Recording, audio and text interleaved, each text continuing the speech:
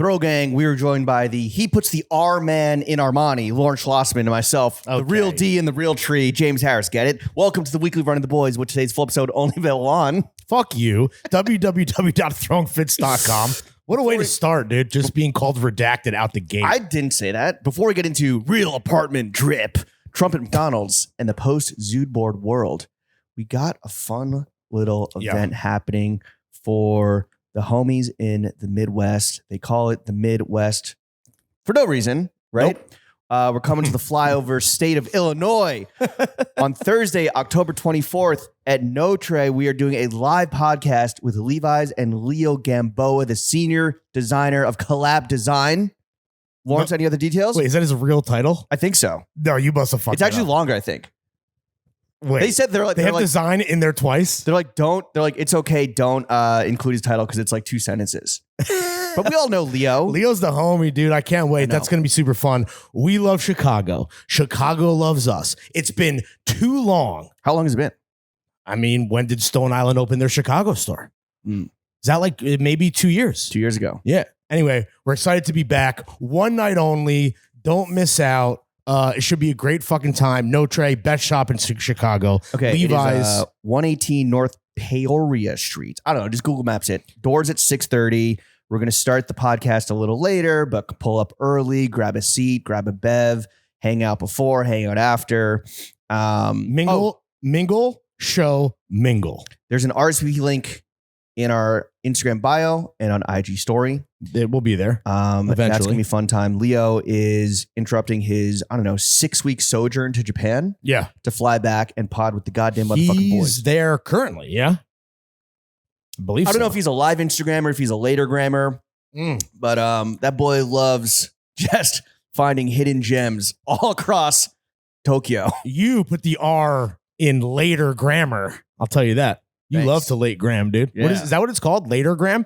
I think so. Yeah. So your ops don't know where the fuck you are, bro. I was going to say, because you're just so busy living in the moment. Yeah. Trying to stay alive and not be yopped by an op. Exactly. Okay, Thursday. That is this Thursday. It's in 2 days if you're listening to this on the live day. Yeah. It drops. We will have posted on social media. RSVP link in bio. Seats are limited. I guess space is limited, so definitely RSVP. Please. Or just fucking pull up. Who cares? Well, whatever, dude. RSVP, you want to bring some homies, just pull up. Like, Notre has a decent amount of room. This is the Midwest we're talking about. This ain't New York real estate. Yeah. No, I'm excited, dude. It's the best store in Chicago. They're the homies. Leo's the homie. Levi's, best jeans brand in the world for the most part. For the most people, I should say. Mm-hmm. And we couldn't be more excited to kind of just have a little convo with the homie. We're going to finally get down to the bottom of what the fuck does Leo do for a paycheck at Levi's? We're going to figure it out. I believe he's the senior designer of Collab Design. Yeah. That was on the original flyer. I don't know. Is that really? Bro, you're on the emails. Try reading the emails. Some Chicago must-dos that we have to hit up. I know that Gibson's is on your hit list. Well, there you go. That was going to be, I thought you were going to ask me. Is that the only one? And I was going to say, well, I mean, listen, dude, the last time we were there, we got to hang out with Ric Flair himself, and we learned the most absurd signature drink of all time. Pretty pathetic. Pretty sad. Although kind of global. Would you like to fill all the new audience members in on what an Italian car bomb is and why Ric Flair loves them? It's red wine and Red Bull. It's just R squared. Yeah, dude. When you spend a lifetime doing cocaine and you can't do cocaine anymore, you move on to Italian car bombs. Yeah. He was faded and in bad shape, but he was getting hooked. He was getting hooked by the horns for sure. Yeah. Off that red Toro. And the rumor is that like if he's in town to do a convention, shakily sign some autographs, he will be at Gibson's. So I'm hoping my plan is to mingle, and then pop by Gibson's before I have to return to my airport hotel. Yeah. Yeah. Which I mean, honestly is kind of the move. I suggested this to you because you originally were going to take like a 7 a.m. flight. And I was like, bro, I'm on a little later one. I'm like, yo, airport hotels might be it. We've been pulling and have pulled a lot of SEAL team fits where it's in and out, like get in, confirm the kill, get extracted. But like this was going to be the craziest turnaround because was leaving for the weekend, but those plans changed. So while I pushed my flight back, I'm still staying at the Lowe's Hotel next to O'Hare. So now you know where Lawrence is eating dinner and staying in Chicago. Yeah. If you want to fuck, if you know, you got a later gram, bro. Are you staying in the Viagra Triangle? I don't think so. I think I'm staying a little north of there. I'm staying in the belly button of Chicago. What are your go-tos when you're in town? And you're leaving the next days too. But but it's not a crazy early flight. But like honestly, it's like now that you aren't on a 7 flight, you get a late checkout at the airport hotel. Let's swap IDs and stay at different rooms. You get a room service from the Auntie Anne's at Terminal 2. Like, is that how it works? Auntie Anne's? How do you say it? Auntie Anne's. Okay, are you gonna get room service from Auntie Anne's Terminal 2? It's possible. You ever have one of the dogs wrapped in a pretzel? No. Shit fucking slaps. Dude. Well, my go-to is gonna be I need a Chicago dog. Wiener Circle? I don't know if I'm gonna go for a chocolate shake because I was very heavily sexually catcalled. Some would say abused. Last time I went there. You have like ongoing trauma from that, I feel like. No, it just comes up every time we talk about Chicago. With sexual abuse. Yeah.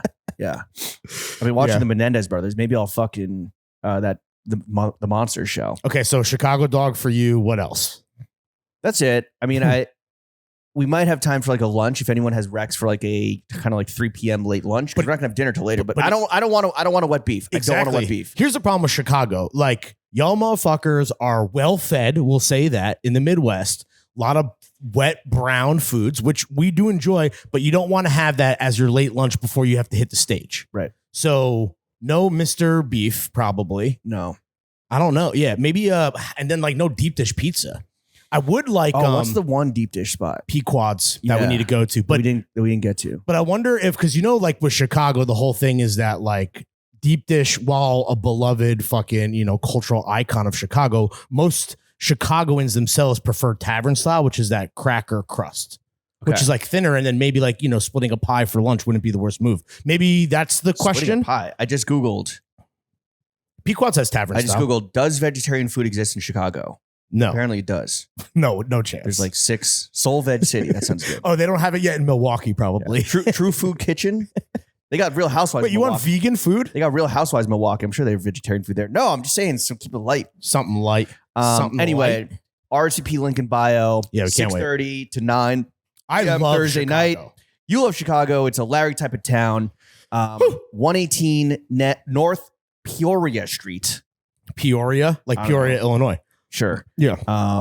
Yeah. Make sure you RSVP. Yeah. Pull up, hang out. It's gonna be a fun time. When do you think we'll actually go on for? Because I don't like when people are personally, when we're like doing the damn thing, people like coming in. So what can we say? Like roughly like 8-ish start time? What? No. No. Okay. We don't know. And Notre on the last call addressed this. They have a little side entrance, so it's okay. Don't worry. Right. We'll be fine. Chicago, pull up. Please. Another piece of housekeeping. We want to thank everyone that showed up late last week, whether you got it through the early Substack exclusive drop for our best friends behind the paywall. Yeah. Or if you copped via the Linktree link in bio, which is the majority where our traffic came from via Instagram. Maybe you found a little SEO fucking, little pants search. Maybe you just Googled pants and these came up. Or maybe our awesome fucking campaign moved you across the finish line. Maybe it was Absolutely. Maybe you found it on your Explore page and you're like, oh my God, this music supervision, next level, this idea, fucking genius. What a good time. Yeah, that guy that said that Lawrence's music pick sounded like a... that is, from what you told me, that was one person. No, there's another comment that I deleted. It was it's like, yo, this is like the playlist from like the Democratic Party rally. What? Because of canned heat from the 70s? Yeah, bro. And this is all happening on the Gen Z TikTok app, correct? Yeah. Okay. Yeah, I'm old, dude. All right. Fuck. All right. Yeah, versus what your shit is. Oh, man, just so esoteric and cool, dude. Why are you coming at me? Why are you coming at me so hard? Relax, buddy. Because you just came at me via your Gen Z proxy shooters. All right. Next time, honestly, for the next thing we have, in terms of the campaign, or don't tell me mean things that people say about me. But I thank you for deleting them. Yeah. Yeah, absolutely. The music supervision. It was just too funny not to say. The music supervision was a lot of fun to do. It was a fun little thing. You had your doubts. Yes, it came from my brain, so maybe you fucking doubted it extra hard, but it was a lot of fun. What came from your brain? That idea. Oh, well, yeah. And then my thing was it should all be the still frame where it was my idea. I thought we were going to do it in studio.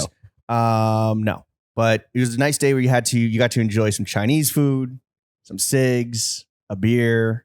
It was a nice little fun day in the park. It was really hot. was really hot that day. Way too hot. The creative is collaborative. Okay. Relax. I don't know. So getting so defensive. Why are you calling me out in front of all our friends, dude? I'm not. There are a couple pairs of the olive pants still left. I think 32, 34. There might be like 1 in a 30. Yeah. Bang our DMs with any questions, especially on sizing if you're on the fence. These are great fucking pants. They're perfect. They're perfect. Mm-hmm. I think the only question is like, when are we going to run it back? And in what colorways? Yeah, I think that's an open question. Also, like, I think that if you need like the longer rise and like everything explained to you, yeah, please do not hesitate. I mean, they're basically gone, so thank you to everyone. I was a bit surprised to see how effective the Substack exclusive 24-hour early window worked. Yeah, that was cool. That was great to see. I mean, I think that's obviously that speaks to like how good the pants are. So shout out to me and you. But I think that's just more like I talked to a bunch of people who wanted brown in, I think it was the bigger sizes and maybe the small size, and I was gone. And I was like, listen, that's like the subscription paying for itself. It speaks for itself, right? Like, so just keep that in mind for future drops when we do run these back in. Who knows what colors? Yeah, so hopefully those should be arriving. If they haven't arrived already, they should be arriving imminently.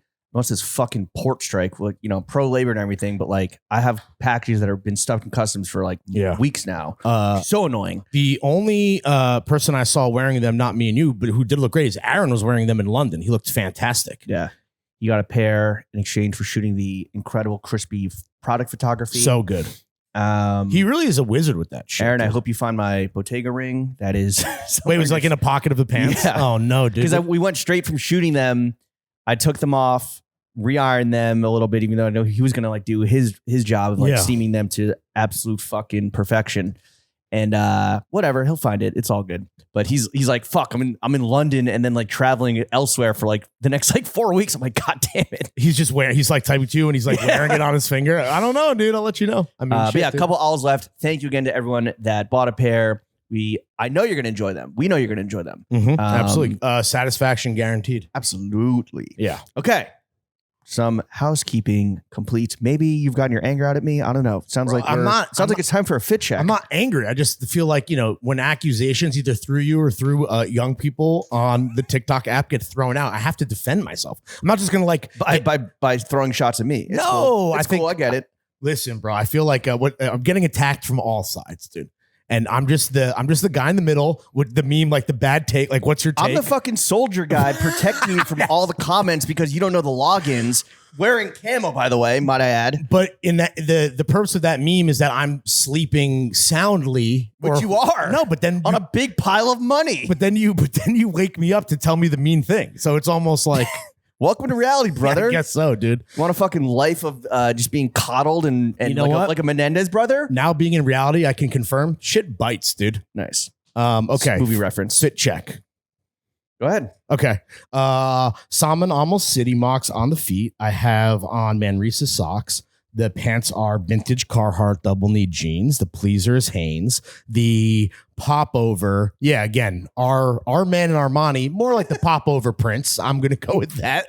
This is our legacy Emporio Armani. The hat is Sorbara's. The rollies on the wrist. The wedding ring is on the finky. The wifey is on the pinky. The chrome is on the other hand. We have a nice little strawberry lemonade Celsius. I got my peppermint Zins. I have my Celine Sunnies. I have on Supreme Hanes boxer briefs and a hydro flask full of Lower East Side's finest. Jim. All right. On the shoes, these are Our Legacy. I forget the names. The socks are Amazon. 10-pin? Yes. Random socks that are in the rec center that have they're like Kyoto socks, whatever. Mm-hmm. The pants, brand new.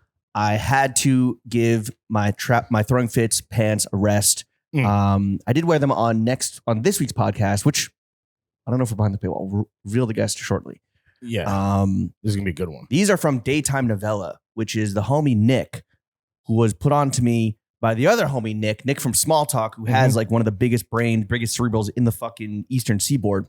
And he was like, yo, my guy Nick is doing crazy shit that I think the world needs to know. And when I see the stuff and when I saw Nick from Small Talk talking about Daytime Novella Nick, I was like, oh, wow, this guy's I was intimidated. Then I meet the guy. He reaches out. He's like, yo, stop by my studio. I went there a week ago, last week. You didn't get them at Kobo because they're at Kobo right now. Not at Kobo right now. That was just for the weekend? And he was just like the nicest guy, like super fucking humble. This has been a project that's been like percolating for a little bit. He's done some work with a shop in Japan called Domicile, which is, I think, one of the favorite shopping destinations of a certain pretty motherfucker and his very beautiful wife. And without naming names, they're not married. Okay, very beautiful baby mama. Without naming names, this pretty motherfucker and his even more wealthier and powerful and beautiful baby mama, they scooped up one of everything from this brand at that store. Rakim has these pants. I don't know who that is. Oh, okay. Who are you talking about? That might have been kind of like an earlier collection. So he's really, I think like I'm rooting for him because he's the nicest guy. He's really going for it right now. Like he does a bunch of other work, but that's kind of like on the back burner now. It was at Kobo over the weekend. There was a little event on Thursday night. Right now, he opened up his e-com. You can make an appointment at the studio, which is in Chinatown here. Tight. These are like, I mean, it's like a washed camo that he then put a snakeskin print on top of. Yep. And when he walks you through it, and like honestly, if you can make the appointment, you should, because just to hear him explain it with a lot of brands, a lot of designers, like you're like, oh shit, that is awesome. I didn't realize that. Like the contrast stitching here at the knees is like a Prada reference. So it's really fucking good. The graphics are fire on the t-shirts. The hoodies are really good. He's done a lot of. He's kind of.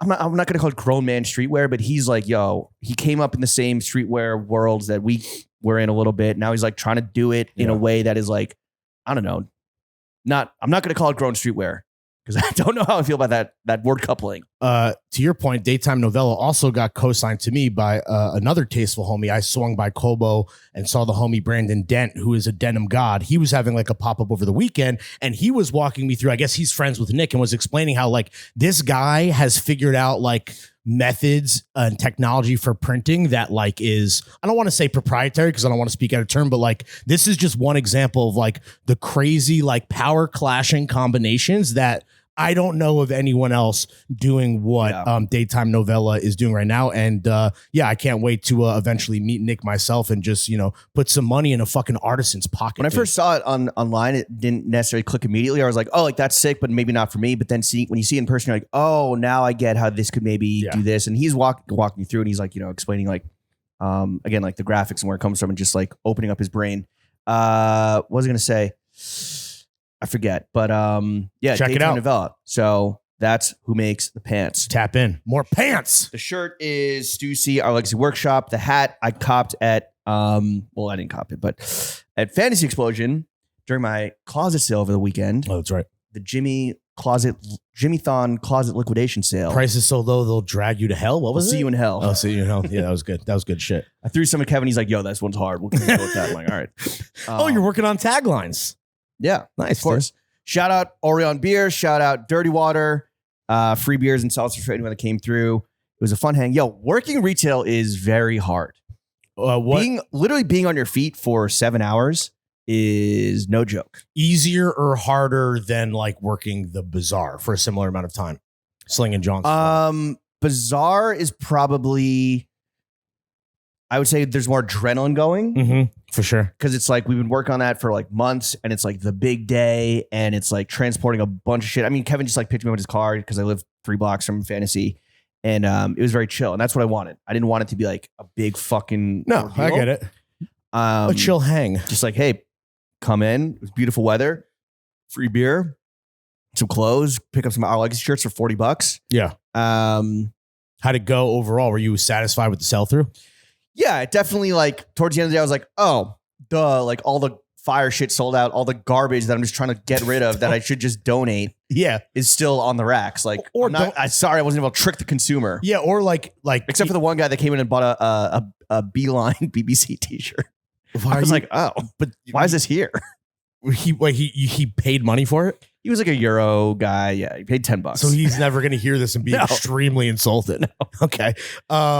Yeah, I mean, my thing is like towards the end of the day. Don't worry, he doesn't work at Essence, which leads us to next week's guest, Lawrence. We have the former editorial director, EIC of Essence, Tom Bettridge, who is now the newly minted EIC of ID Magazine, which is relaunching in a big way. And Tom is also a stylist. He's an industry fucking legend. This is one of those patented, like when all y'all motherfuckers complain about musicians or rappers and this and that, and you want fucking, we want real shit for the real heads. You got it. Tom is like the coolest #1 fashion dad in the game. Yeah. A lot of hot takes. A lot of very fucking spicy takes and opinions on the media fucking industrial complex and specifically menswear within that. I thought it was a banger. It was a Friday pod. A lot of fun. Loose energy, great time. Tom is a talker. Yep. I think it is going to be, told you, instant classic. Yeah, it's a lot of fun. Long one too. Big factoids, big brains only. Yeah. But lock in for that Wednesday. As always. So the closet sale was a lot of fun. You know, some. Oh, what's you want to say the hat? Old and new. It's called like Boko gear, but it's just like a Vibram. Oh, yeah, it looks like Vibram like merch. Techie. It's made from Vibram soles. Yeah, exactly. It has like soles on the underbit here. 2 footprints. That's mad funny. You should rock it bike style. Yeah, biker style. Like Mac Husler. Yeah, shout out Mac, dude. Another fucking all time. No, I will not be wearing it like that. But yeah, Kevin's the man, and it was like I was lucky. I felt very honored. I was like, how's your day going? Like business wise. He's like, yo, like this is shaping up. This has a potential to be a great day. Jimmy Bump is what he's saying. No, I'm not saying that. No, what Kevin is saying. No, I'm saying. Okay. I don't think he was saying that either. I'm just happy to be like, to watch that and like watch him do his thing. And like, yo, you forget, because I walk into fantasy and you kind of forget what's your like fantasy? the value prop that Fantasy Explosion brings to the table, which is like every shirt is $40. Yeah. And it's all fire shit. And he's like kind of, you know, unfolding a big bag of laundry he just done. Every shirt, I'm just like, yo, what size is that? Yo, what size is that? Yo, what size is that? Every shirt's fucking $40, except for like the big hitters, which are, I don't know, 75. Well, that's what I love about Kevin. And even today, he posted like a new grip of shirts, of which there was some Giorgio in there. And I was very tempted to be like, yo, pull out the homie card and be like, hey, can you hold these for me? And I didn't. But what's interesting about Kevin and where he stands in the vintage spaces, I'm sure you read the profile on Kathleen in the New York Times by friend of the show, Maritza Meltzer, on another friend of the show, obviously Kathleen. And I believe Kathleen used the term that she attributed to a lot of people in the vintage game right now, where it's like vintage apocalypse or vintage hell, where like it's harder to source because everyone's in the game. And then when it comes to the consumer, like they're getting taxed like crazy. And Kevin is the guy that, as long as we've known him, no matter how hot the vintage market is or isn't, like he's not going to be the guy that's going to tax. Right. And that's why it's always worth it, even if that's a destination shop for you, because you got to make your way to Greenpoint. The only frustration is I'll be like, yo, what size? I go, oh no, that's personal collection. Unlike, he had a t-shirt that was Dog the Bounty Hunter's wife. Just like a shitty like heat transfer, or not even heat transfer, just like a shitty screen print where it's like kind of faded and it's just her like looking like Dog the Bounty Hunter. And on the back it just says RIP. Oh, it's a memorial shirt. Yeah. Oh, incredible. She died. And is that on the rack or it's on display? No, so he was unfolding it and he's like, yo, look at this. I'm like, yo, that's incredible. How much? Like, I'll charge me full price. He goes, no, this is a personal. Damn. Fuck. That's a banger. Also, yo, my condolences to Mr. Bounty Hunter, to the dog himself. He found he got another wife that is basically a fucking clone of like Mrs. The recently deceased Mrs. Dog. How did Mrs. Dog die, dude? Just a tit explosion? She literally had that dog implosion. Maybe she was bounty hunting and the fucking guy shot back. I don't know. She was more of an administrative figure, from what I remember. I don't think she was in the trenches with Dog and crew. I remember a few ones where she like Dog was like busy across town and she had to like kind of fire up the truck or something. Yeah, fire up the Armada, dude. Yeah. Get in the tank, get in the Hummer. All right, well, but this from Fantasy Explosion. Shout out to everyone that came by and copped a piece or two. I met Yankees Fitted Archive. Oh yeah. But I didn't put two and two together until afterwards. He DM'd me. He's like, yo, nice to meet you. And I was like, who were you? Yeah. He must have, who's having a better weekend than that? First World Series appearance for the evil New York Yankees since what, 2009? 15 years. Yeah, crazy. Yeah, that's a great page. Honestly, I know we're not transitioning, but like that's an interesting example of like good zooting because it's laser specific, but we can get there when we get there. Okay. Jill Sander, Bottega. Boxers. Just finished the DP. Nalgene full of Lower Side's finest. All right, let's get into the meat and potatoes of this podcast. Lawrence, yes, sir. My condolences to you. Oh. You must have had your heart ripped out of your fucking chest, out of your beater-covered chest, when your hero, Pleaser covered chest, yeah. not yet hero, not yet a dead racist, no, but dead racist adjacent. yeah. Although I think he's a good guy. So this, Harrison Ford disavowed an all-time yeah, photo of him that has been zooted by zootboarders across the world. mm-hmm. When he was asked about it by GQ, and I think you had the quote ready. I have it here. So basically, Harrison Ford went on GQ.com to promote whatever Apple show that he's in. With Jason Segel, our homie. Oh, that's right. Oh, yeah, we have a Segel story coming later, even though it's very brief. So basically, I don't know. Should I read the whole thing? So Sure. I'm sure everyone's seen this because more people saw this exchange, whether it was like on Twitter.com, X.com, or via my Instagram stories. Then like, I'm sure people actually read this interview about a show on Apple TV that like I didn't even know existed. Right. But the interviewer, and I'm sorry that I can't remember this fine young woman's name, but she goes, Bro, Gabriella. She's like the next Zach Barron. that was a test. You Okay. passed it. All right, good. Wait, let me make sure that's her name. Gabriella pending. Gabriella Paella? No way. I think that's her name. Okay. Yeah, that's her name. Okay. Gabrielle, yeah. So Paella. yeah, so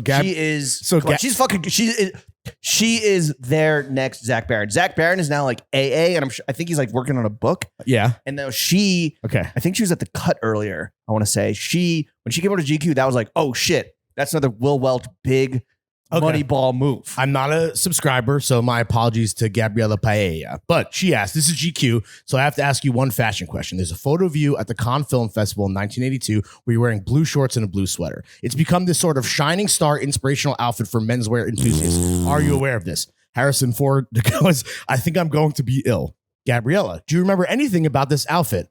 Harrison Ford, I've seen the picture. She goes, not a fan. He goes, I've grown out of it.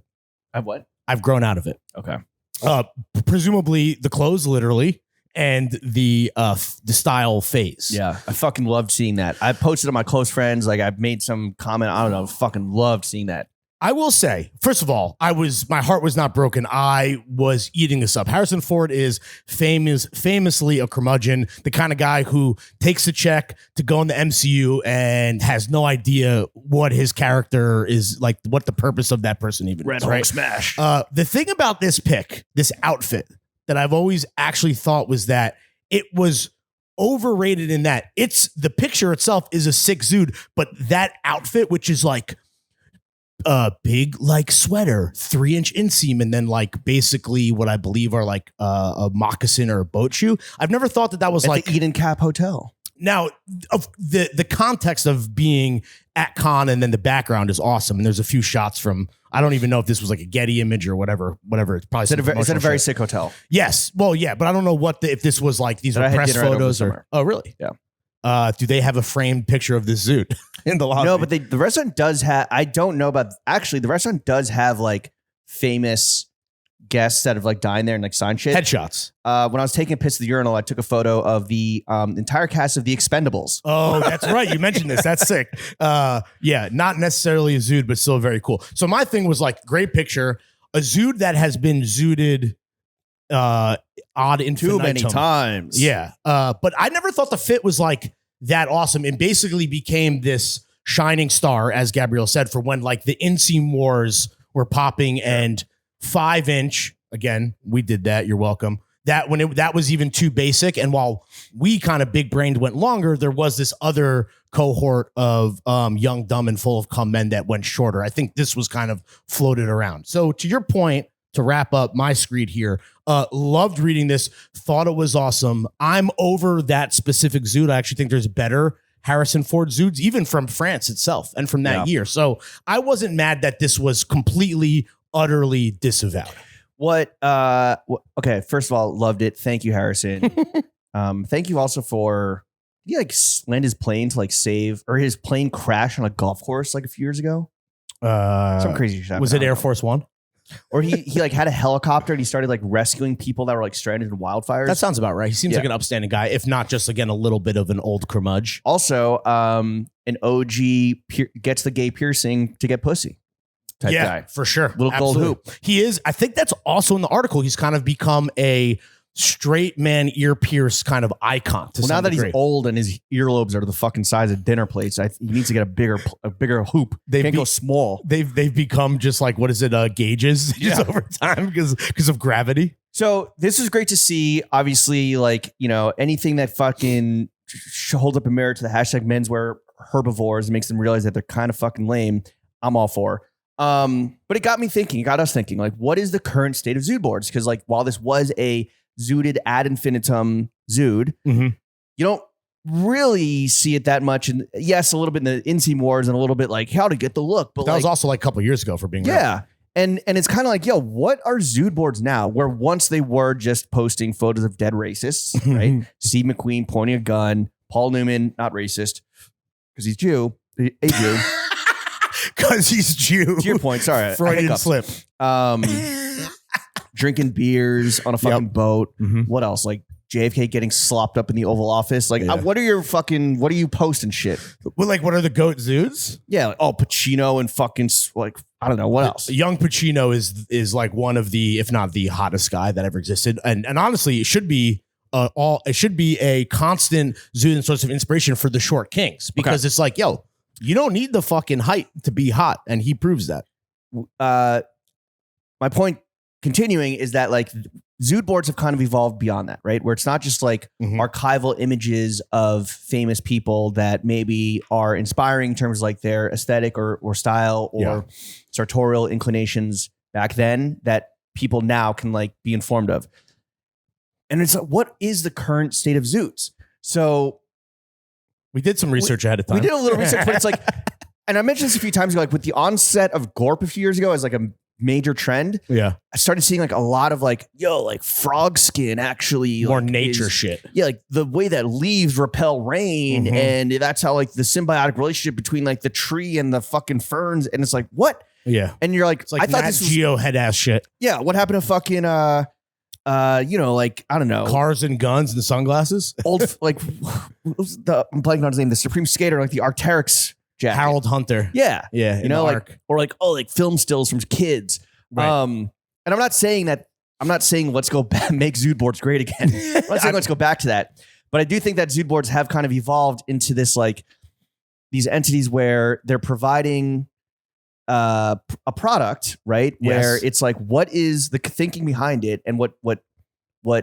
metrics that like determine success is, like the shareability, and it's kind of like baiting people with content that is like, what is so shareable that I can share and make myself look more interesting. We're like, what can I add to story? Yeah, right. Where it's like, oh shit, what is this like?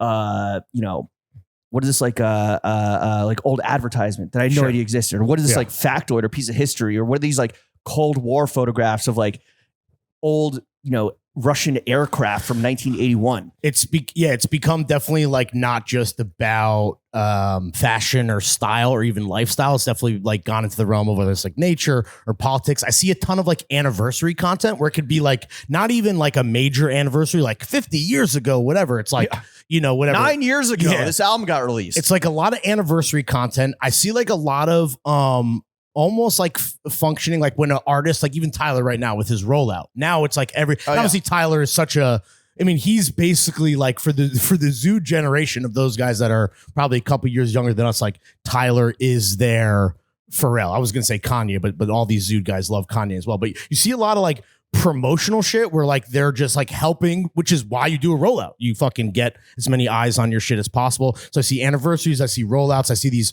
weird things not related to fashion lifestyle like you talked about, and you see less of like the airport style moment is done. That's a wrap, right? I haven't seen a lot of those photos in a long time, and if they've all been posted, and if I a million times, and if I do see an account that I follow or that is being served up to me in my Explore page, which is my own fault because that's my algo. If it's Denzel in the fucking Yankee hat or whatever it is, or like, I'm like, okay, this person is they don't know what's happening. They're new to zooting. They're new to this, not Zoot to this. Yeah. Yeah. So it's just like, it's still the same shareable shit that, like you said, baits the another user into then like displaying their taste level by sharing it. Right. And I think it does kind of circle back to clothing, where like clothing, your outfits, your sense of style, that is like external presentation where you're like, hey, this is how I choose to present myself to the world. Yeah.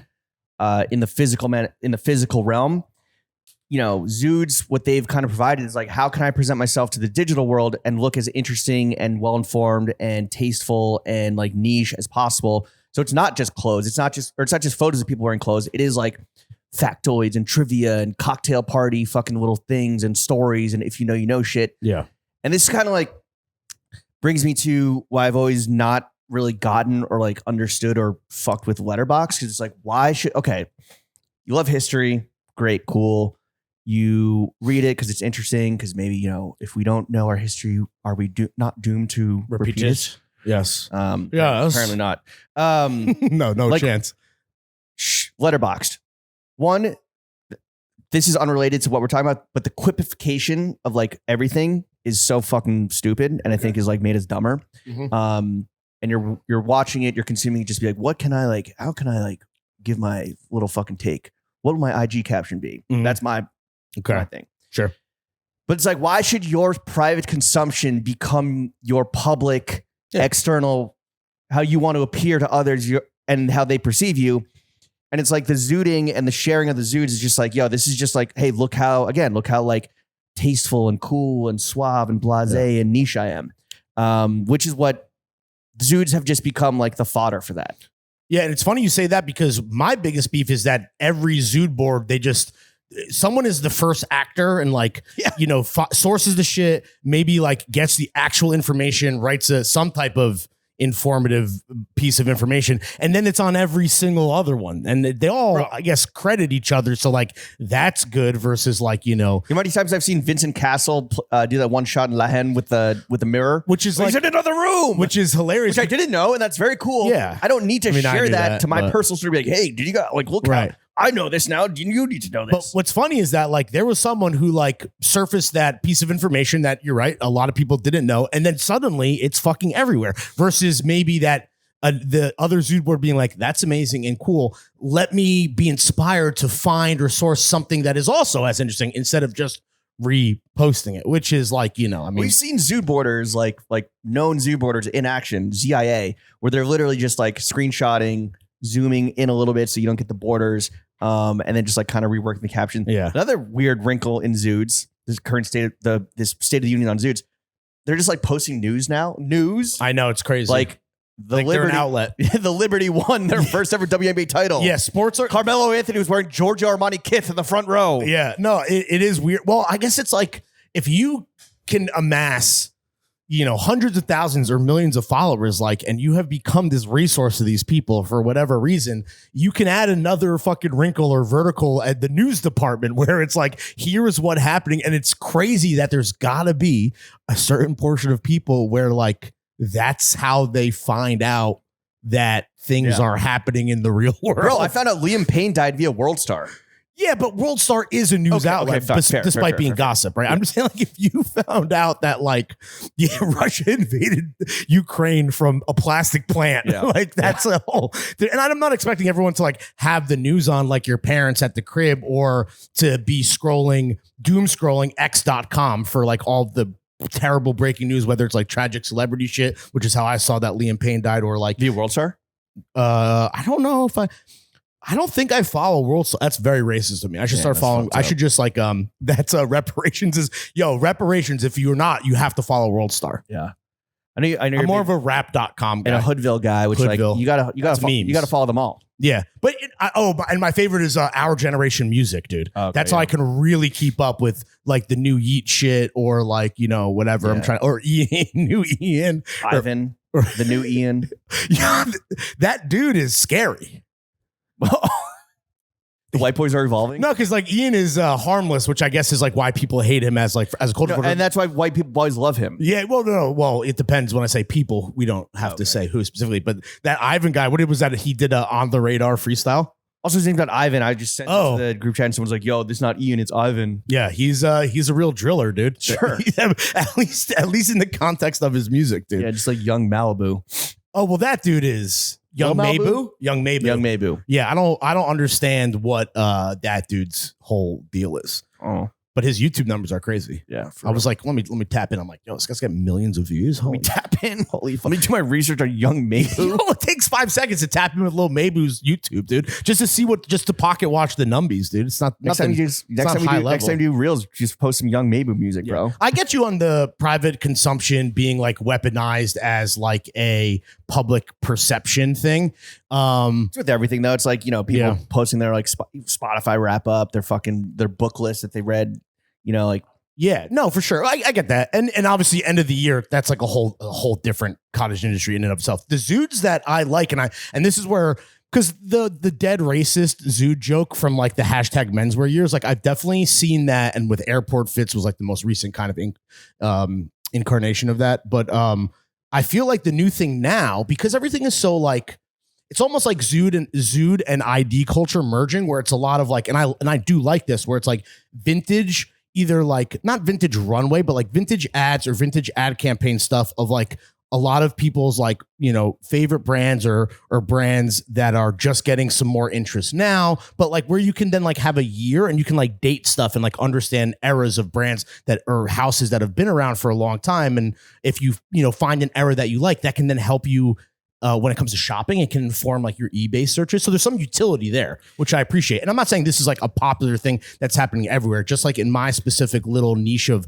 menswear zooting, it's more like that archival imagery from brands. But then doesn't everything just become a reference of like everyone's referencing the same shit?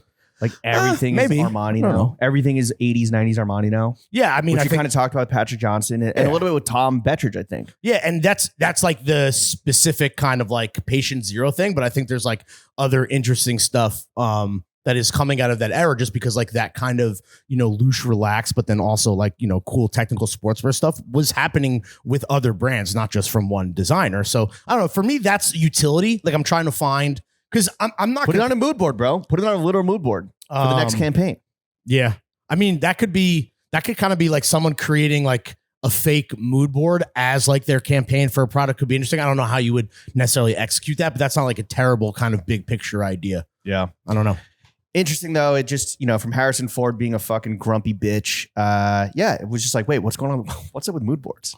Yeah. And I guess we were able to talk about them for quite a long time. Let's talk about the week that was. Okay. Because that was good. That was an intellectual exercise. Yeah. Intellectual exercise. That's a 50,000 foot assessment. Right. You and I had a busy week last week, as we always do. I thought this month was going to be chill. It hasn't been. Lies. We spent all day on a video shoot. Not all day, but to get a 2-hour delay. Yeah. Which I'm not mad at. If you pushing the call time back, like pushing back the flight, not terrible. Yeah, but you showed up at the original call time. I was already kind of out of the house, and you had a reason to leave the house because yes. your fucking real apartment drip. Yeah, are you okay? Like, what's happening? Oh, it's fine. Basically, next time you get out of the house, am I right? In the, I'll try to do like the quick abridged version of this. In the middle of the night, the dog hopped out of the bed, which is not crazy. I mean, that's usually like she's thirsty or she needs to go out or whatever.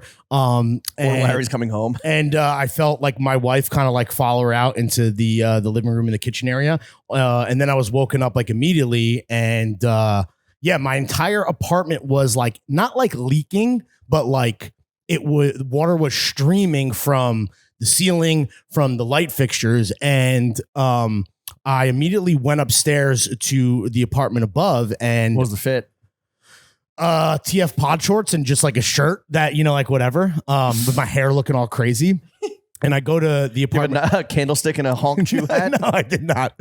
But the apartment above me, where the leak was presumably coming from, I was immediately alarmed because there was a fresh direct order that was delivered earlier in that day, because I could see what was in it. Perishables, yogurt, fruits, and veggies. Nothing like you didn't want to like. You weren't tempted to get like a midnight snack. No, not like chicken Big Mac. No. It was like groceries and shit. And then I'm like, oh my God, am I going to find myself in the middle of kind of like that, iconic New York story where it's like my neighbor died and nobody knew until the smell or the leak or whatever. Yeah. And I, banging on his door, I'm ringing the doorbell, I'm getting no answer. So then I'm like, well, you know what? If this motherfucker's going to wish he's dead if he's not, because I'm going to kill them. Because how could somebody sleep through their entire apartment flooding. So I spent the entire night, instead of sleeping, getting my beauty rest. So you never woke him up? Bro. So I go back down, and luckily, because of the bazaar in my storage unit, I had all these empty big, 20-gallon tubs, because this was a situation where like you could have a pot collecting this stuff, but I would have had to been switching them out every fucking 5 minutes. Yes. But I spent the entire night like the member of an old timey fucking fire brigade passing, passing to Jenna fucking giant tubs full of disgusting roof water. That literally went all through the night into the morning. And before the shoot. Yeah. And what happens is the reveal was that this guy, who's an older gentleman, not like old, like, sad, like old. He's just like an older guy, older than us. How old is he? I don't know. Okay, whatever. Okay, let's call it, he's in his 50s. Okay. He's not like a grandpa or whatever. Okay. And clearly he has no family because he lives alone, because no one woke up when this happened. His water heater fucking exploded in the middle of the night, and he just slept right through it. And per my super, the guy's excuse was, like I had a really long day, turned in early, and just like immediately fucking assed out. Wow. And he woke up to his entire apartment absolutely fucking destroyed, which is a super bummer. But as it stands right now, my entire ceiling, it's not like collapsed where I can like look up and like wave at this guy and his island didn't like fall through and crash through our ceiling. But I have to have my entire roof redone, ceiling redone. But to even get to that point, we have an industrial fucking blower going 24/7 because they have to dry out the ceiling before they can fucking redo it. So that was what I was dealing with, and it fucking sucked. Sounds terrible. Yeah, I wonder, and like, I'm like, was doing some research, like, can I get a break in my rent? Like, should I at least now also request to have like my water heater replaced? Because like, who knows? Like, the building's not that old, but like, you had a similar situation with your neighbor and you proactively replaced your water heater. Yeah, because they're on a 6-year warranty.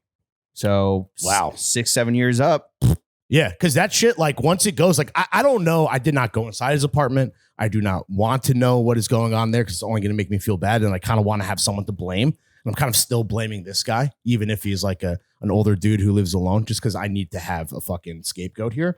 But yeah, dude. He's probably using half as much hot water as you, Jenna, and even with fucking... Is that what makes it explode? I don't know. Right? It's just like an old piece of machinery. Yeah, it's probably like, some connections in the pipes or whatever. But like, you don't even think... didn't stop working. But you don't even think about like how much like water and liquid is like contained or like pumps through these things where like... Nothing in my apartment, like any physical stuff, no jawnz, no rugs, no furniture, nothing was like destroyed. Everyone is fine. There's no issue. But it's like, I can only imagine the worst version of this. Your entire place is a fucking wrap. It's not like New York apartments are big. So like, it's not like flooding in a house where you can contain it to one room. It's going to flood your entire fucking crib. I mean, someone asked me, I did a Found NY like Friday routine, and one of the bonus questions was, what's a recent big ticket purchase you love? A brand spanking new 40-gallon, 4,500 watt, 240 volt electric water heater from Rheem with a 6-year warranty plus labor and installation costs. How many gallons? 40. Is that small or normal? That's what it holds. And then if it explodes, it just keeps like, oh, dude. There's no valve to like shut it. Right. Oh, dude, it was, So it was a fucking crazy mess, and absolutely, probably like, not that I wasn't like on for that video shoot because I was just pumped up from the adrenaline of being so fucking angry at the world. Yeah, you were. And then a silly Billy. Then ironically enough, I don't know if you caught this, but the director of the video shoot had dealt with something similar, but this is where it gets real bad, is she was out of town. So and it was her. So imagine you're out of town. Then you have black mold, like she said she had, and then your place becomes uninhabitable. I did not have that problem. I'm still in there. It's just my ceiling looks like shit, but I didn't have to relocate my entire fucking life. Damn. So could have been worse. Anyway, you probably got the white mold. Let's talk about the highlight of the shoot. Well, yeah. So I don't know, Jason's. I mean, this pales in comparison to your Odyssey, but we're like shooting right outside and in Soho. One of the in West Soho, and it's kind of like me and you are like going back and forth, and then on a cue, there's a third actor that's supposed to come into frame when he like when like I finish the line, when you finish the line, he gets cued, right? Yeah. Cue happens. We're like, where the fuck is this guy? Where's this guy? Unprofessional. Look over. He's fucking taking a selfie. I'm like, oh, is he friends with that giant man? No, it turns out Jason Segel had like walked by, the production person had been like, oh, you can't walk. Please like walk into the street, risking life and limb. He's like, what's going on? Yeah. Like he seemed very friendly about it. I hate it when I'm told to like walk out of out of the sidewalk. I fucking hate that. I hate that, and I'm with you. But then when you're the talent and you're doing it, and like a couple takes are ruined because either people are not paying attention because they're on their phone looking at Zoots, or because like they just don't give a fuck and they're almost doing it like defiantly. Yeah. Like then I do get annoyed. The thing that was kind of like a little awkward for me was in how like production is like, Segel, come on, like get like they're gonna book Jason Segel for free and he's gonna be in this you yelled, hey man, I've seen your penis. Well, that's fine. That's like, hey, dude, nice cock. Like, that's fine. That's just a joke. Him. But I'm not giving him a chocolate shake, but not necessarily trying to wrangle this A-lister to make a cameo for free. Yeah, because it was a non-SAG operation. That is absolutely true. You know, and again, we are pro-labor, although fuck the port strike. Even though that's been over for weeks now. Why is Germany claiming that they can't send my shit through? That was a little fun. Then you went home because I guess you had to like Germans overreacting. What a surprise. You had to work. You had to do some ceiling shit. I was able to go to Colbo, check out the new collection. It's fucking fantastic. Yeah, I'm gonna try to go after this. And then we reconvened at Torrisi. Shout out Josh Pesco. Josh Pesco. Shout out Jay Pesco. And Cadillac and Shauna and all of them for having us for a lovely little meal in Teresi, which some people say is the best major food group restaurant. I was told that currently, as it stands right now, you're looking at a 6-month waiting list. Is that possible? That's insane. Is that real? Maybe 6 weeks? It was some amount that I was like, whoa. When you're obviously going to come out and support Paskowitz, but like when finding out that it was at Torrisi, I was like, okay, definitely going and not going to be late and not going to leave early, eating every course, because Teresi is just one of those restaurants where I'm just like, I'm never going to go. And that's fine. Right. Unless there's like a brand activation. Exactly. That's like, same with like Amelia Bellatos. Same shit. Like, I'm never going to go and I'm not even going to try because I don't want to wait on the line or like play the reservation game and like try to snag something at midnight. Are you familiar with the history of Teresi? No. So Mario Carbone, before he was the spicy rigatoni king of the world, him and his business partner, who now operate Major Food Group, their first restaurant was Teresi on Mulberry Street, a kind of like classic red sauce, fucking Little Italy joint. And I don't know why it necessarily closed down. Those guys obviously went on to bigger and better things. But when they decided to open up another Italian restaurant in New York, they kind of like threw it back to the more like simple red sauce style dishes that were originally that they kind of started their careers on. So that's kind of Teresi's like value prop. What did you think of the food? I love the opportunity to eat 9 animals in one sitting. Yeah, the whole zoo, dude. Yeah. At one point I had to tell the guys like, please, like I'd like to take more than one sip of wine before you refill my glass. Yeah. Well, it's the brand activation treatment. Like, and by the way, the staff at Torrisi, and I don't know if it's because we're in the private room and it's Cadillac, picking up the bill. Many people call Torrisi the Cadillac of Italian restaurants. Honestly, I made that joke as well. That night. Did you? Yeah. I thought from a hospitality standpoint, truly blown away. Yeah, it was like really fucking good, and honestly, better than any service I've gotten at. Well, the grill has great service, but I think at Carbone, they must deal with the worst people too that eat at Carbone. That I can see how like that's actually it's also more theatrical. Like the server is like your friend. He's putting on the show. He's like the maestro, the circus ringleader. But I really like the chicken. I was told someone's like, I really hope they serve the chicken. The chicken was fantastic. It was really super good, fatty in a good way. The duck I think was my favorite. Oh, the duck was really good. Cherry sauce was unreal. In terms of pastas, we tried. It was a rigatoni, like a bolognese type situation, and then there was also like lamb. Was it like a tortellini? It was a tortellini with ricotta, and then a lamb rigatoni, lamb bolognese on the side. I preferred the lamb for sure. Oh yeah, because again, I'm just trying to, I was like, all right, lamb, beef, okay, cow, chicken, lamb, duck. There was steak. Yeah, beef. What else was there? Is that it? 4? The starters. Was there any fish? There was the starter, like the little past stuff. There was a clam. Okay, so we did land, air, sea. We got them all. We did land, air, sea. I thought it was really, really good. I'm sure that would be like, if you want to write down an expensive date night and you want to book it in advance, I think you're not going to miss on that. Thought the cocktails were really good. Again, the staff was amazing. But yeah, I mean, that's and not even just like the food and like the opportunity to eat at a place that like normally, again, we're never going to go to. What a great room that they put together. That was the big thing for me. Like so many friends, new and old. That's the ideal. That's the platonic ideal for me of a brand activation. That's what I want it to be. Yeah. Great speeches. Great speeches. I sat next to Sophie Pesco, Josh Pesco's wife. I don't know. I'm stumbling over his nicknames. S. Pesco. And we had hung out at an N07 dinner, and we'd kind of started to like, she's really into astrology. Mm-hmm. So I found out, I texted my mom, I'm like, what time was I born? Oh no. 9:53 in the morning on July 4th. I always thought it was like in the kind of early evening. So she sent me a few days later, I got sent a 14-page birth chart. What?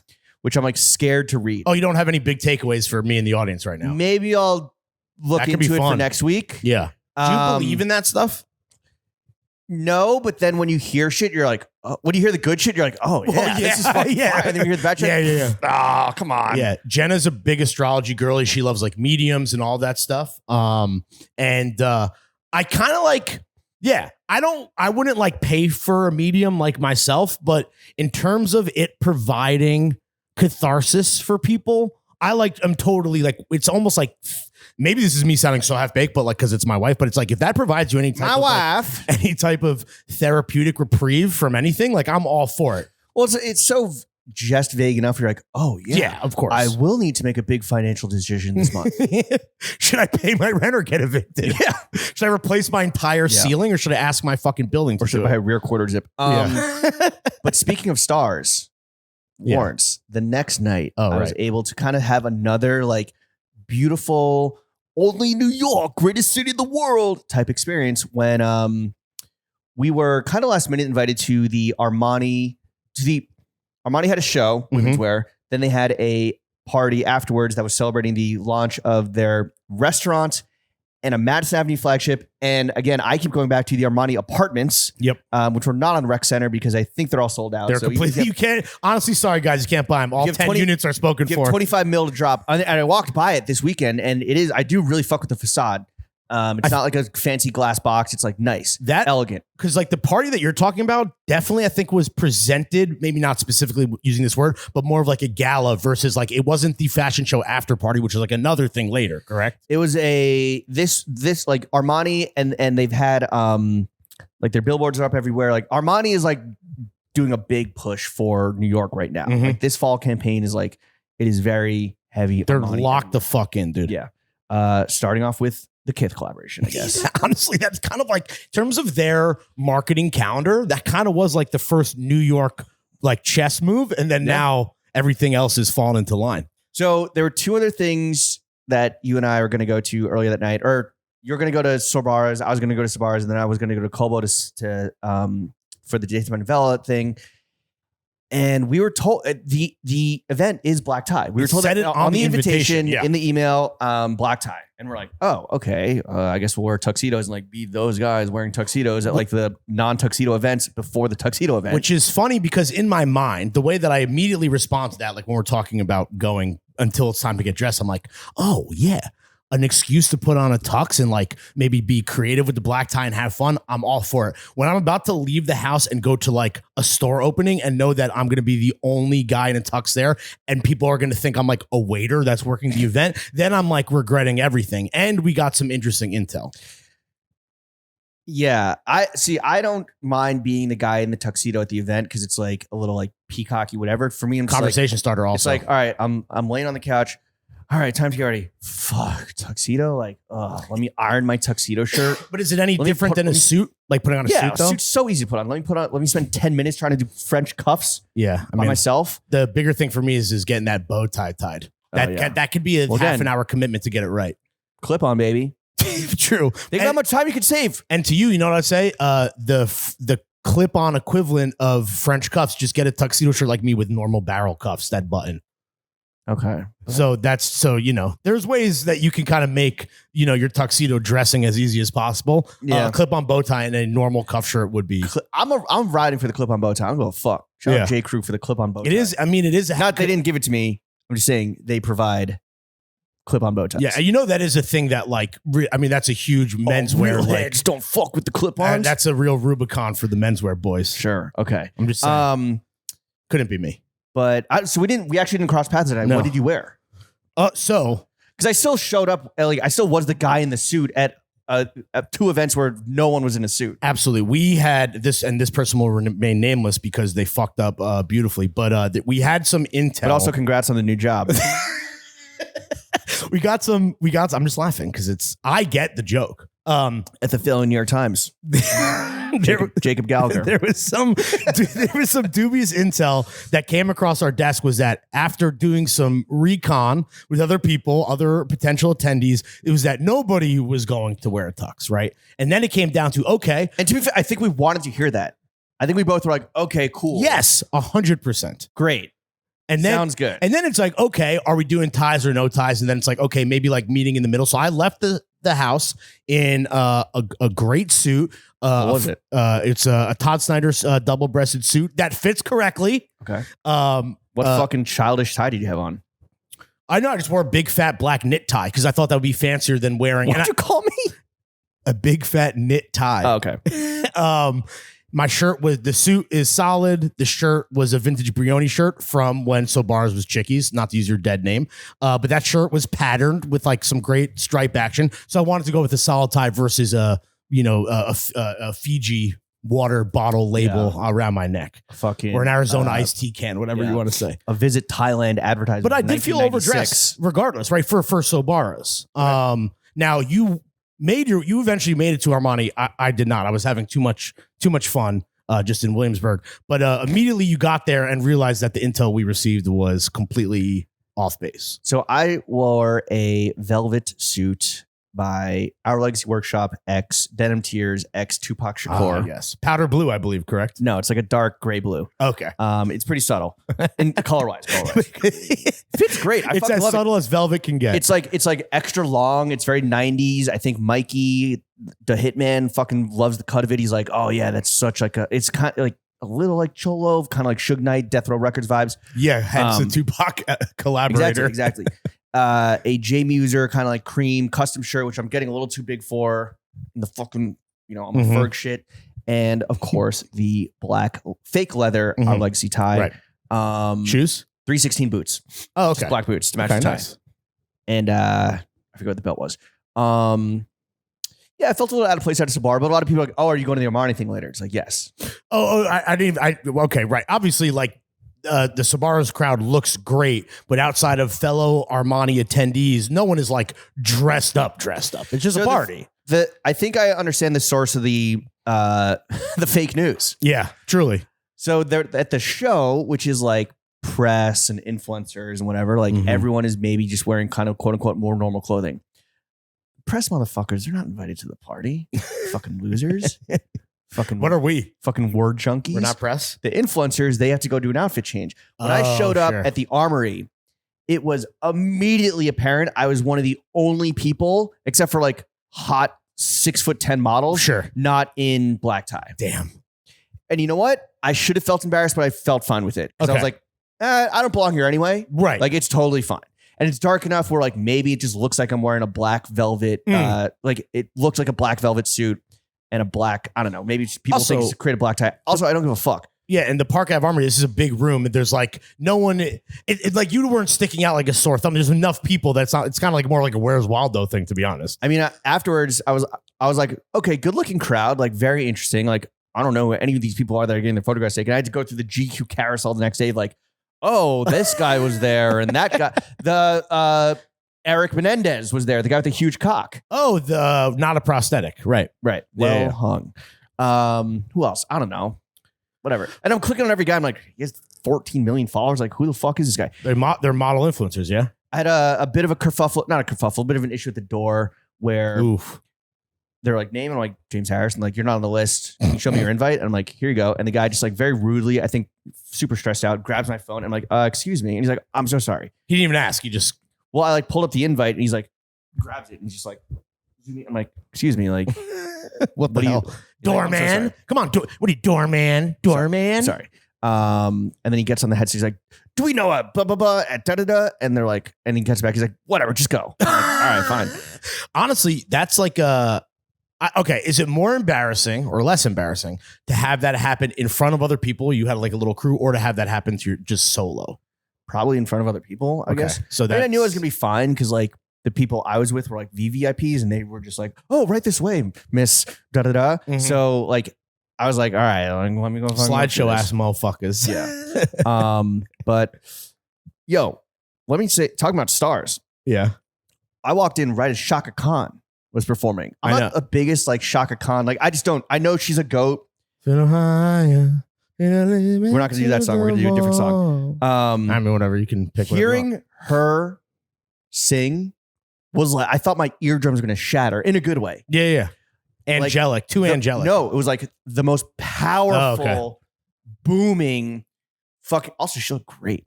How old is she? Fucking hot. Do you know off top? I mean, I think her debut album was like in 78, so she's got to be like in her 60s or 70s, right? Well, she's 71. She's born. Was her first album? I don't know, but she's 71 years old. Oh, she's 71 years old. Yeah, okay, yeah. She looked fucking great. She pulled up a random like. By the time I got to like the stage where she was performing, because I was like, I got to go see this goat. Yeah. And it's just drawing me in like a siren song.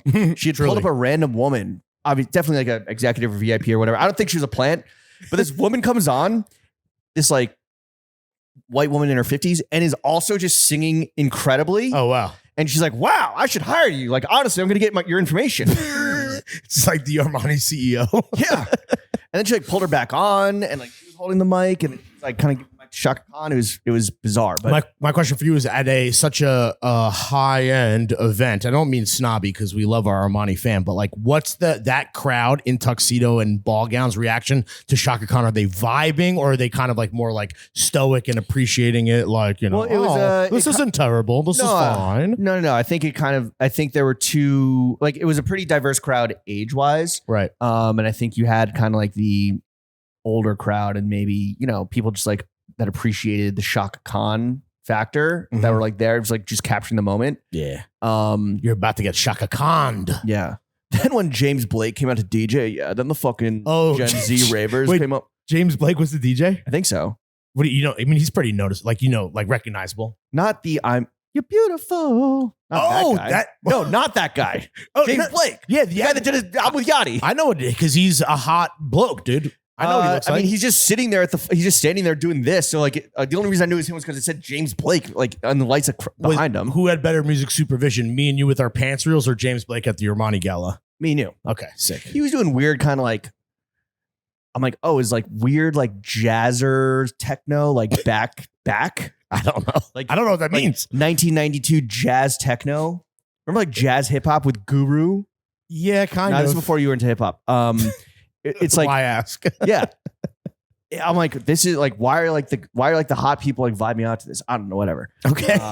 It was fun though. It was like, I mean, just seeing Chaka Khan was like, that's awesome. A moment. I kind of wish, not that I'm like ahead, but if, you know, after then getting the scene report in real time from you and Gallagher and being like, yeah, everyone is here in black tie, and then having such a good time at Sobaro's, I kind of like called it on the Armani thing. Also, I didn't want to take a car into Manhattan and uptown to the Park Ave Armory, but I would have loved to know that that's what I would have missed, because I think that would have maybe changed my kind of plan that night. That's crazy. Idea. I had no idea until I walked in, and then yeah, because it's not advertised, right? I mean, it might have said on that invite special guests or whatever. Well, you know, surprise performance. I walk in, she's singing. I'm like, what?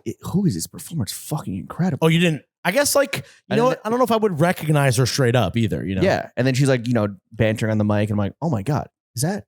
And she goes, ain't nobody. It's like, oh my God, it's Chaka Khan. Is that what you want to? Yeah, I put it in there. Got it. That was fun. That's great, dude. You had kind of a star goat moment yourself this past week. What's that? Trump working McDonald's. Yeah, I mean, as we've talked about on the show, we're so pro golden arches. Yeah, and it's kind of like a funny thing. Does that mean did McDonald's like? No, it's a franchise. Is that an endorsement? Okay, no. Okay. It's clearly. Did McDonald's ever come out with a statement? I guess they can't win either way. Right? I don't think. Yeah, I don't know, but I mean, obviously, McDonald's for the most part that's a franchisee business. Right. So whatever franchise owner in fucking Assault Rifle, Pennsylvania, like clearly booked Trump. McDonald's tells workers it doesn't endorse political candidates after Trump visit. Yeah, there you go. I mean, shocker. But like, yeah. And this honestly kind of connects back to, I mean, they like grimace with the Mets, Steve Cohen. yeah, true. He's a big fucking guy. There you go. Yeah. This connects back to like you doing your little like retail stint, not just at Fantasy this past weekend, but like how we do the bazaar and we talk about how like it is like a really fun day for a variety of reasons. But for me specifically, not to center myself as I want to do, I get to like wheel and deal, and it's almost like cosplaying, right? It's like a little bit of a Make-A-Wish thing. And watching Trump work a shift at McDonald's, my immediate first thought was, as such a fan of McDonald's, like that's kind of like such for me a C or D level Make-A-Wish where like I would like to just work one no stakes shift at McDonald's, mainly because I love the food so much. I kind of want to like fuck around in the kitchen and like make it and serve it and like do an amazing job. Cause like we've all had the good Big Mac where someone put actual fucking love into that Big Mac. And we've all had the fucking slopped up piece of shit. And it's like being a kid playing with like Play-Doh in Willy Wonka's factory. Yeah, exactly. Here's my thought here, Lawrence. Why don't you just go do that? You can't just do that. I think you are overqualified. I think I don't want to apply for a job. I want to work. I think you could very easily apply for a job at McDonald's, work one shift and bounce. But why not do that? But first of all, what a fucking terrible representation of me as an employee to do that. Why? Because I'm a team player and I'm committed, and I would never just sign up for one shift and quit. So then don't quit. Work the weekend. No, I don't know. No, but because listen, I understand. You need structure. And you need to pay for a new ceiling. Also, not to get out of my soapbox here, but like the fact that like the candidate being like, yeah, there should be like no minimum wage. We should at least lower it. Like the fact that he's like working at a McDonald's trying to pretend like he even remotely with fucking gold cufflinks. Yeah, right. Cufflinks guy. It was funny seeing him like, you don't normally see Trump without a jacket. And he's shaped like Grimace. No, and obviously everyone knows that he's a fucking, disgusting brick shit house. He's shaped like a chicken Big Mac. But like, it was great because that's the thing why I love a tux, I love a suit. It's like, they're very forgiving, especially if it fits you well. To see that man just in a shirt and tie, that's a rough fucking scene, dude. And he loves McDonald's. What do you think of his form? No gloves. I mean, and that's my thing where it's like, I know that's gross, but I don't want to have to work my shift at McDonald's as like passing whatever. I don't want any health inspection shit. I want to freewheel it. Why don't you do this? I don't understand. Because you can't. You can't just do that. You can't if get a job at McDonald's? What are you talking about? No, I just want to work one shift as a VIP special guest. Okay, well, that's not gonna happen. Just if a listener out there is a franchisee of McDonald's, but it's got to be McDonald's. I don't want to do it. It has to be the Golden Arches. Have you ever worked food? We talked about this, and I have never. And wow. And Jenna, you get fucking eaten alive, bro. No, I know, but as a VIP single shift special guest, no gloves, can fuck around, you can have some fun with it. Who knows? Knowing Trump, he probably made himself some treats. He loves McDonald's, dude. Yeah. So. Like that's I want to filet fish guy. I guess what I'm really trying to say is like I would love to make my own meal at McDonald's. What I'm hearing is you want to get the job, but you don't want to do the work. Maybe to actually get the job, and once you have the job, you don't want to do any of the work either. You just want to do what you want to do, and I'm not saying how you want to do it.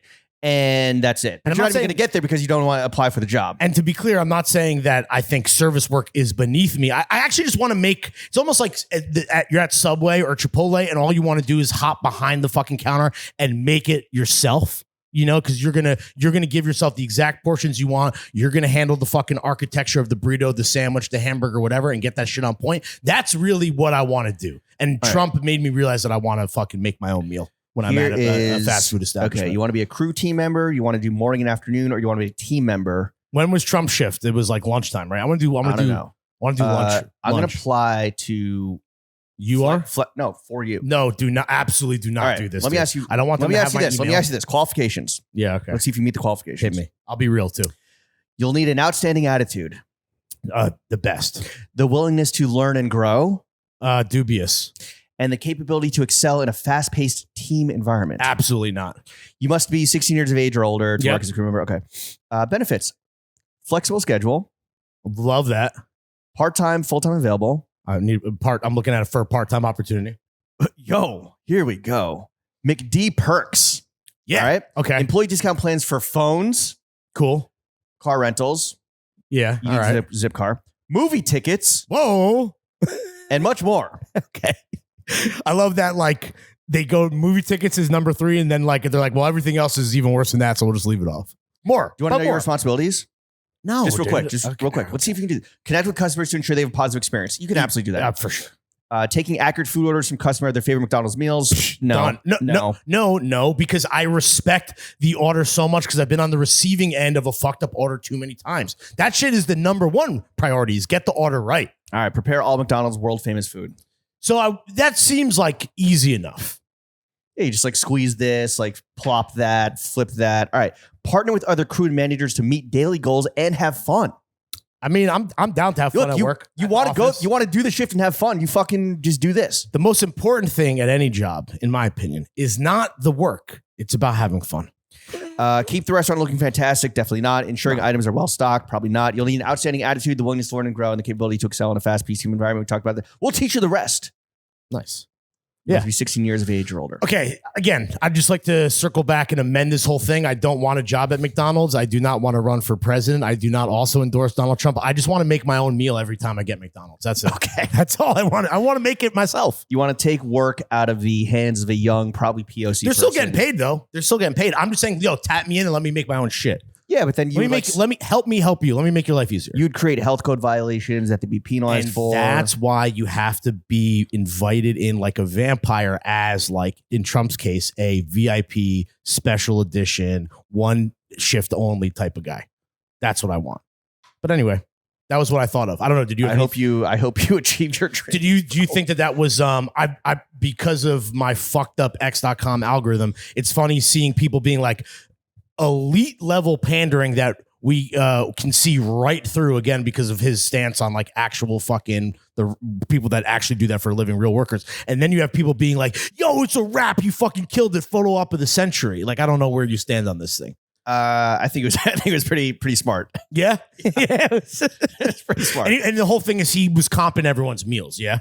Sure, I don't know. No, right? Because that was the whole thing with the dry. It's all you go. It's on me. I mean, I wasn't really that online. I didn't see that much. I didn't see that much. I wasn't really that online. Like when it was when was it happening yesterday? I'll put extra fries in the bag just for you. Well, he was like I do a terrible Trump.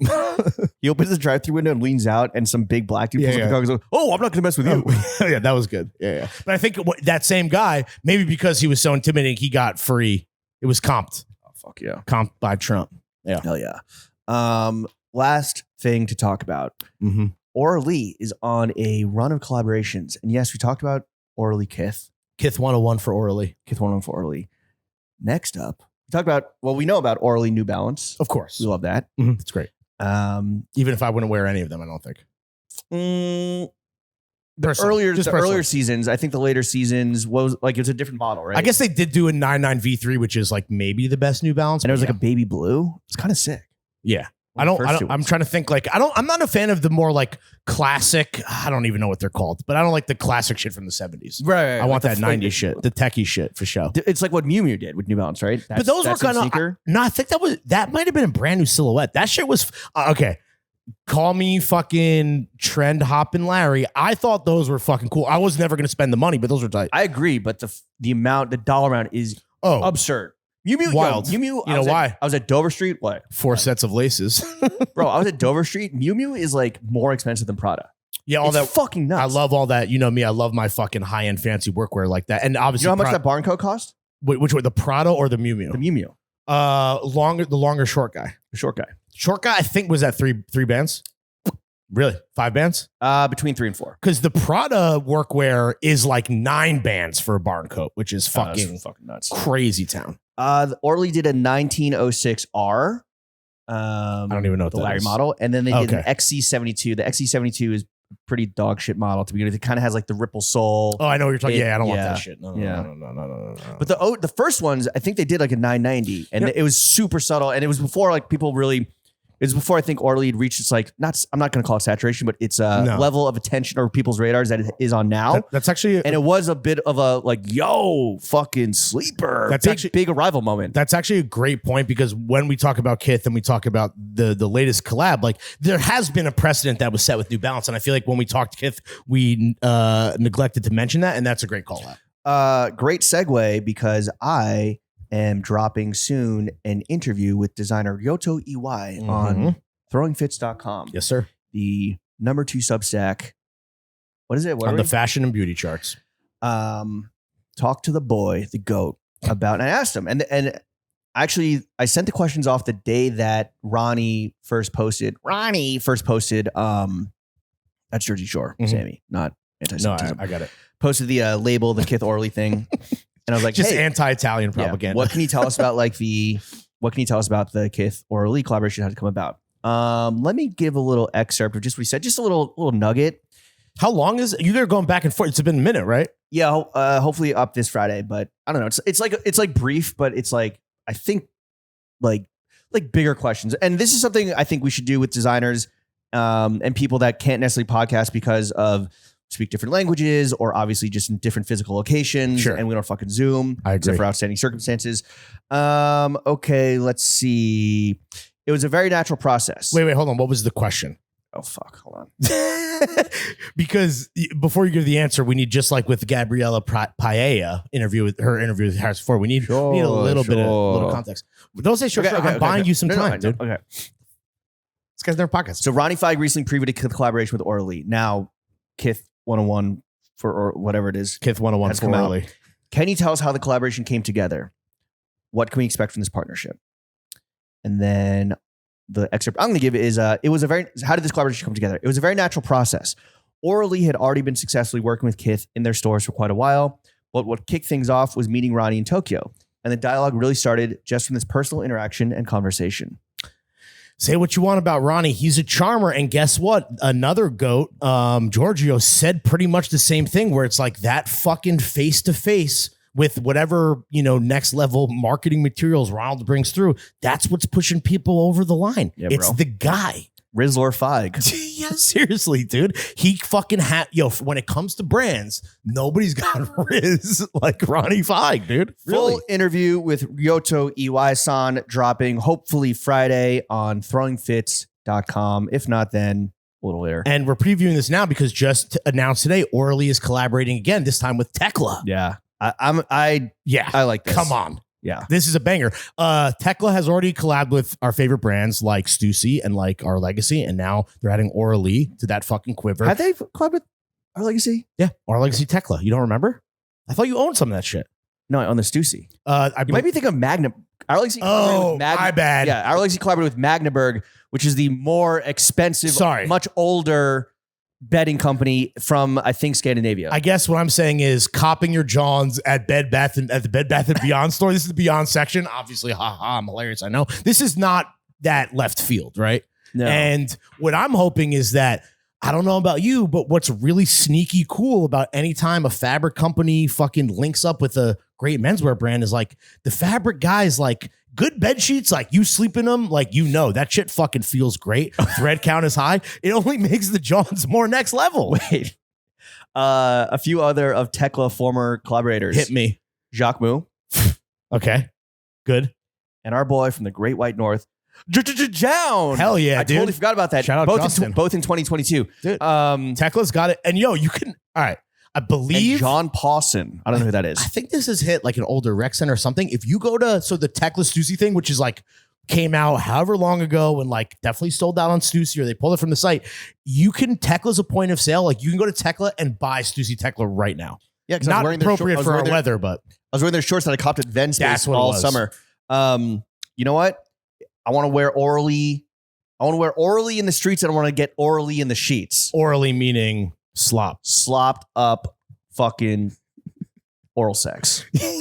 Got it. I want to have to wipe my asshole after it's done with some Tekla sheets, with some Chrome Hearts TP. I don't even know what to expect, but I believe there will hopefully be some beautiful shirting, maybe some beautiful PJs, some beautiful undergarments.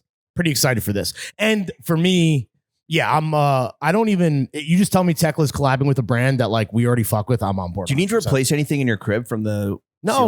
We moved all valuables and furniture out of the kitchen. Wait, I thought you lost some shoes. No. Oh, I got the new. Ryan sent me the new Crocs that are out, like the Croc Light, and yeah, like those were then just like washed in the sink and then dried outside on the balcony. Okay. My Uggs. My Uggs were ruined. The biggest loss was I love Ugg Tasmans. I actually just love Ugg, generally speaking. My Ugg Tasmans, which are like my dog walking shoe. I did some SpawnCon for that shoe. I'm a Tasman, not a Tasmanian. I'm a Tasman, not a Tas, man. Anyway, we'll workshop that. Those were completely saturated and destroyed. That sucks. Yeah, I'm sure he gets new ones hopefully soon from the homies at Ugg. I want to break some news to you live. I'm not going to tell you what the news is, and this will be the last thing, and then we got to get out of here.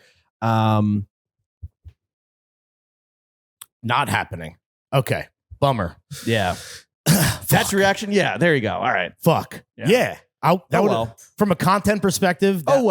Next time. Yeah. Speaking of which, we will see you next time on another episode of the only podcast that matters. Chef, take us out.